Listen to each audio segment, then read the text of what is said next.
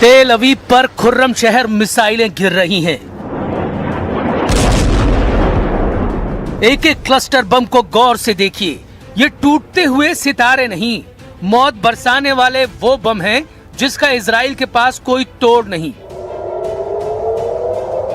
Iran सुरक्षा परिषद के सचिव अली लारिजानी के मारे जाने के बाद ईरान ने इजराइल पर खुर्रम शहर की बरसात कर दी है।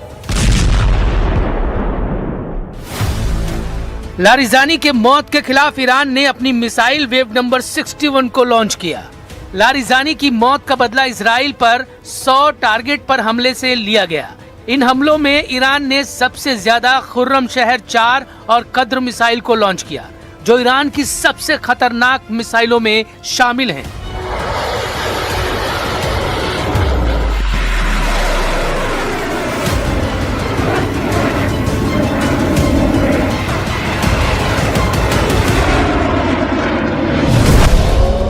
इनमें सबसे ज्यादा चर्चा खुर्रम शहर 4 की हो रही है, क्योंकि खुर्रम शहर जब आसमान में नजर आती है तो इजराइल के डिफेंस सिस्टम लाचार हो जाते हैं। इसके क्लस्टर बमों में छुपी है ईरान की असली ताकत। ये मैसेज ईरान लगातार दे रहा है। ईरान बता रहा है कि उसकी लीडरशिप यानी नेतृत्व एकदम खुर्रम शहर के वॉर हेड की तरह है। ईरान बता रहा है कि उसका एक लीडर खत्म होगा तो उसका दूसरा लीडर एक और क्लस्टर बम की तरह तैयार हो जाएगा और नया लीडर एक और क्लस्टर बम की तरह दुश्मन पर हमला करेगा। ईरान बता रहा है कि ये उसकी लीडरशिप का खुर्रम शहर मॉडल है। ईरान बता रहा है कि एक क्लस्टर मारोगे तो दुश्मन पर नया लीडर 100 क्लस्टर की तरह फूटेगा।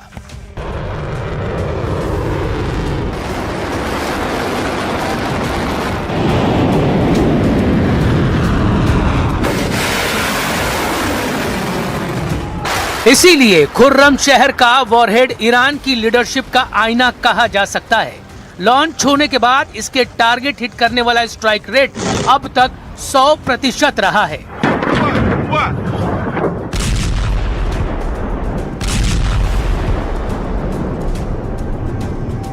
खुर्रम शहर मिसाइल से निकले क्लस्टर बम जमीन पर क्या कोहराम मचाते हैं।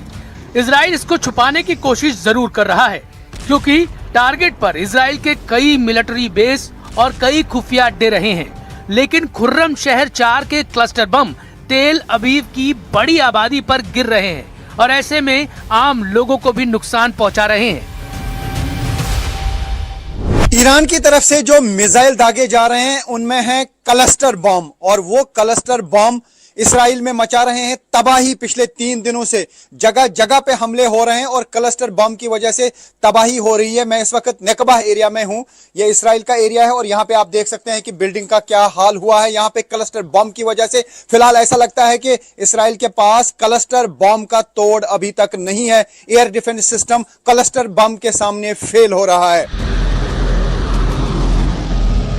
लारिजानी पर हमले के बाद ईरान ने लॉन्च की अपनी प्रीमियम क्लास की मिसाइल। दावा किया जा रहा है कि इस मिसाइल का तोड़ इजराइल के पास बिल्कुल भी नहीं है और ये बहुत सटीक भी है।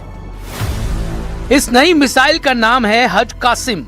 इस मिसाइल को लॉन्च करके ईरान बहुत बड़ा मैसेज दे रहा है।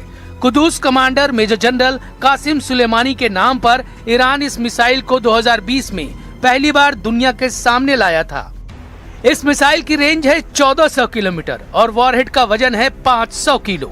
खास बात यह है कि हज कासिम सैटेलाइट नेविगेशन यानी जीपीएस जैसी तकनीक का इस्तेमाल नहीं करती, इसलिए ना इसे जैम किया जा सकता है और ना ही इलेक्ट्रॉनिक वॉरफेयर वाली तरकीब इसके खिलाफ काम आएगी।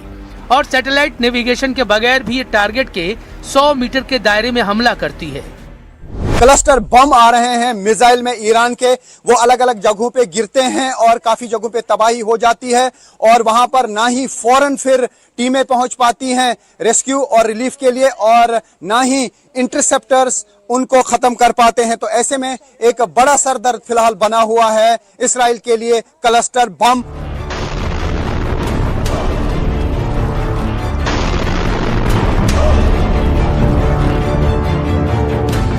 आईआरजीसी ने कह दिया है कि अब छोटे वॉरहेड नहीं बल्कि बड़े वॉरहेड वाली मिसाइल ही दागी जाएगी। रेवोल्यूशनरी गार्ड्स अब हर मिसाइल को 1000 किलो के वॉरहेड से लैस कर रही हैं। 1000 किलो का वॉरहेड यानी 1 टन का ऐसा बम जो जहां फटता है वहां हर चीज को धुएं और धूल में तब्दील कर देता है, जलाकर राख कर देता है। ईरान 1 टन के वॉरहेड के लिए 4 मिसाइलों का इस्तेमाल कर रहा है। पहली है खुर्रमशहर 4 और दूसरी है इमाद, तीसरी है सज्जिल और चौथी है शहाब 3।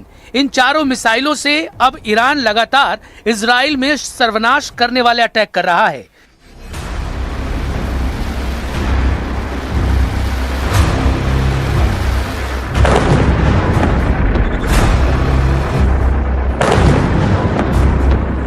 तेल अवीव में धमाके, बहरीन में अमेरिका के अड्डों पर धमाके, यूएई और कुवैत में उन ठिकानों पर धमाके जहां अमेरिकी सैनिक या ट्रंप के राजनयिक दूतावास खाली करने के बाद ठहरे हुए हैं।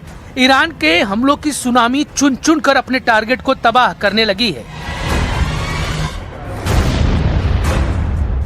ईरान ने नेतन्याहू और ट्रंप को दिया है काउंटर झटका। ईरान ने ऐलान कर दिया है कि यह युद्ध अमेरिका और इजराइल ने शुरू किया था, लेकिन इस जंग को खत्म ईरान करेगा और इसके लिए ईरान की मिसाइल ब्रिगेड लगातार हमले कर रही है। پاسخ کلی دولت این هستش که ما که جنگ آغاز نکردیم ولی ما پایان دهنده اون خواهیم بود। एक तरफ तेल के दाम, दूसरी तरफ युद्ध का बढ़ता हुआ खर्च। अमेरिका इस वक्त अपनी आधी नौसेना ईरान को हराने के लिए झोंक चुका है, लेकिन तेल के खेल ने ईरान को वो ताकत दे दी है जिसकी वजह से अब वो न सिर्फ अमेरिका बल्कि इजराइल के युद्ध को भी कंट्रोल करने लगा है। बल्कि दुनिया में इसका कहां और क्या असर होगा, इसका फैसला भी अब ईरान के हाथों में है।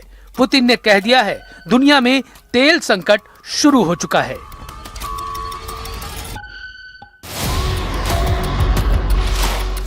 ईरान के खिलाफ अमेरिका और इजराइल का युद्ध जितना लंबा चलेगा, ये अमेरिका और यूरोप की अर्थव्यवस्था को उतना ज्यादा नुकसान पहुंचाएगा।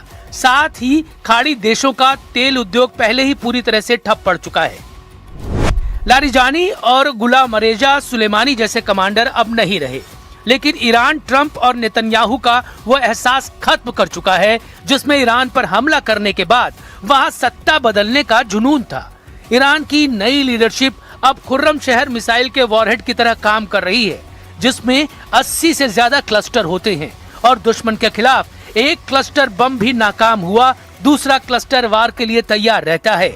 ऐसी ही एक क्लस्टर लीडरशिप का नाम है अब्बास अरागची, जो ईरान के विदेश मंत्री हैं। जब ईरान के विदेश मंत्री अब्बास अरागची से पूछा गया कि आप अमेरिका से सीज फायर के लिए क्यों नहीं बात करते, तो उन्होंने जवाब दिया, हम इजराइल और अमेरिका को कड़ा सबक सिखाना चाहते हैं ताकि वो फिर कभी ईरान पर हमले की हिम्मत न करे।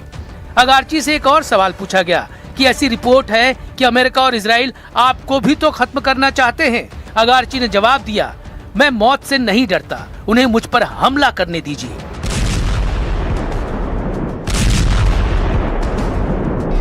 ईरान से आ रही रिपोर्ट बता रही है कि तेहरान, इस्फहान, करज और खुर्माबाद में सबसे ज्यादा तबाही हुई है। अमेरिका और इजराइल के विमानों ने ईरान के बैंकों, स्कूलों और अस्पतालों को टारगेट किया है। अब्बास अरागची का दावा है कि अमेरिका और इजराइल ने अब तक ईरान में 100 से ज्यादा स्कूलों और 55 अस्पतालों पर हमला किया है। ईरान के स्वास्थ्य मंत्रालय की रिपोर्ट है कि अब तक हुए युद्ध में 1500 से ज्यादा लोगों की मौत हो चुकी है। इसमें कोई शक नहीं, अली लारिजानी के जाने से ईरान को बड़ा झटका लगा है। वो इसलिए क्योंकि ईरान के सर्वोच्च नेता रहे अली खमेनी ने खुद उनको इमरजेंसी वाली कमान सौंपी थी। मरने से पहले लारिजानी ने खाड़ी देशों को मैसेज दिया था कि उनको अमेरिका और ईरान में से किसी एक को चुनना पड़ेगा, और युद्ध बता रहा है कि खाड़ी देशों ने एक बार फिर अमेरिका को चुना है, क्योंकि इन देशों में अब भी अमेरिकी सेना ऑपरेट कर रही है और ईरान पर ताबड़तोड़ हमले किए जा रहे हैं।